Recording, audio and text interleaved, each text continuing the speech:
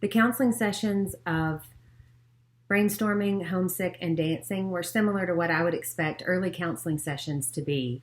They seemed to be the sessions that weren't as much dealing with traumatic or negative experiences as enhancing positive emotions and experiences, taking the time.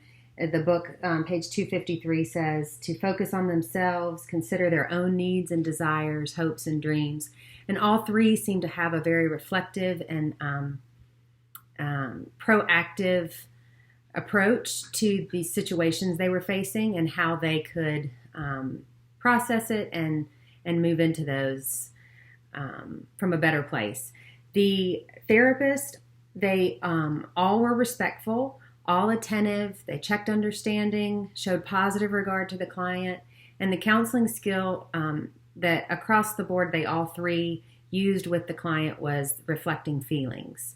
I thought brainstorming, in addition to reflecting feelings, kind of summarized and reflected the client's feelings. The dancing seemed to use open questions and then reflect meaning and feelings.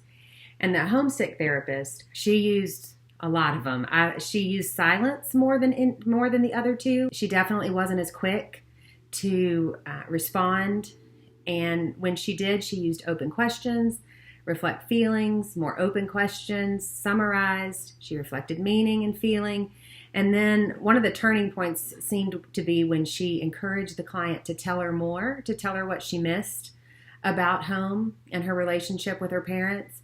And the client was then able to get in touch with that she really didn't want the friendships here to be like home, that would be almost too intimate and not what she's looking for.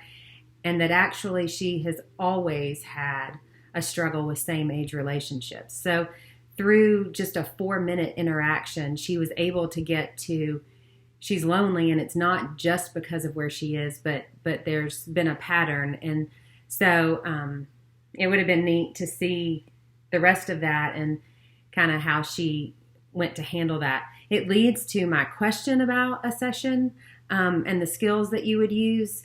And it's primarily in wrapping up a session. I just anticipate 50 minutes, and then clients are getting into what they wanted to say all along, or something that's very emotional, and what is the best way to prepare as a professional counselor to handle that in a way that is sensitive to the client, but holds appropriate professional boundaries to stay on schedule for the client that will be coming in.